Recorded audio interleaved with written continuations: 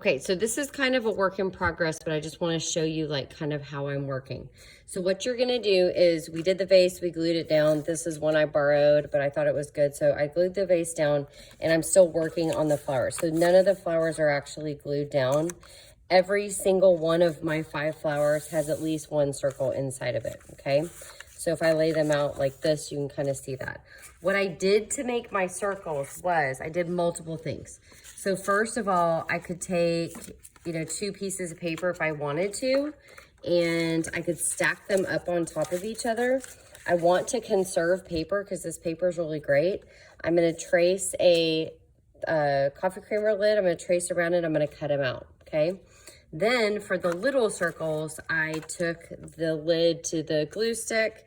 I turned the glue stick upside down, like the side that you actually would use for the glue. I traced around it. Again, you could stack 2. Notice how I'm using it on the edge. I'm not doing it right in the middle because then I'm wasting all this paper. So I'm doing it right on the edge so that somebody else can use the paper, okay? Then I cut it out. But what I started realizing was I might actually want some bigger, a little bit bigger than the coffee creamer lid, or I might want it a little bit bigger or smaller than the glue stick. And you can do that too.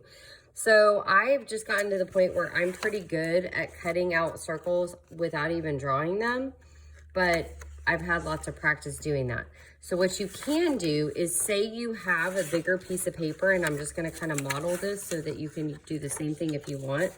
So I'm gonna do it with the pink so that you can see. So I'm going to go around it with my Sharpie. Or my pencil, if I'm using a pen. Now, if I want my circle to be bigger, I want to leave a little space from the edge.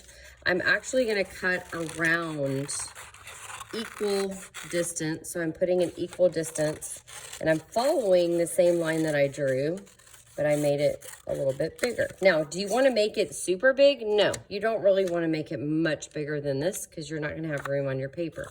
But then I would put glue on this side later on and put it down. So this would actually be the outside of my flower. So you can see I did that same exact thing here. Same with the glue stick. You can do the same thing, trace around it, cut a little bit around it, and that's going to make a little bit of bigger of a circle. Okay, so say you've got all those circles done. The next thing you're going to do is take the smaller circle, put glue stick on the back of it. You're going to glue stick all those in the middle of your circle. They really don't have to be in the middle. And then you're going to move on to Sharpie. So Sharpie, what I did was I'm using all the different colors of Sharpie, and I am going around and I'm adding some sort of a neat pattern around each one of my circles.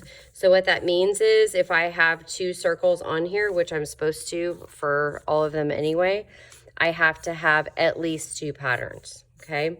So I would need a pattern on my purple circle, and then I need to switch over and do a pattern on my pink circle as well. Now you can do any sort of pattern. When you think of pattern, you want to think of shape, you want to think of line, and then obviously you also want to think of color because you are switching out the colors as much as you can to make this very interesting. You want a variety of colors, okay? You're going to do that to all of your circles. Now, once you have the flowers done, we don't want to make a mess with the glue because we don't want to add Sharpie to glue. It will ruin our Sharpies. So that's why we're doing cutting.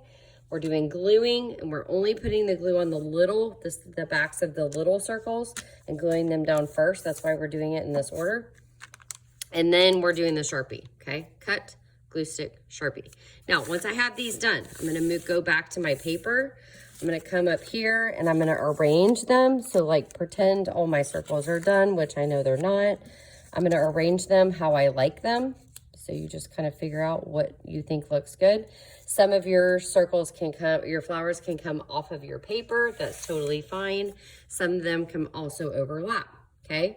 You're gonna glue stick them down. You're literally gonna put glue stick on the back of the flowers. I always say don't ever put it on your artwork because then it shows, it just makes a big mess. So you're gonna put it on the back of the flowers, glue it down. The very last thing you're gonna do is you're gonna make some leaves. So what I do is I take whatever colors I want, and they don't have to be green. I go ahead and stack them up because I like to have multiple leaves in a variety of sizes. You can draw them or you can just cut, but you're gonna draw like a football shape or it kind of looks like an eye. So what I do is I hold the papers together. I go ahead, and you can do this with the circles too if you want to. I cut. Once I cut, just like the flowers, I add pattern with Sharpie, and then I glue, okay? I never glue before the Sharpie. And even if the paper moves, as long as you have a spot to trace these, you're good to go, okay? None of the paper really should get thrown away today unless there's no way that anybody can not use it anymore. So I always like to put it back because somebody may be very, very glad that you did, and they may be able to make something out of, you know, your trash, which is obviously recycling. So notice I cut, Sharpie, and then I'm going to do glue stick. Now the leaves, you need at least 6. You're going to figure out where they look good, place them. I always place them out first to see where I like them, and then I go ahead and glue them down. Once you have 5 flowers with circles inside, you have at least 6 leaves, everything is glued down. You're going to put it on the dry rack, and we will add some things later on to our artwork.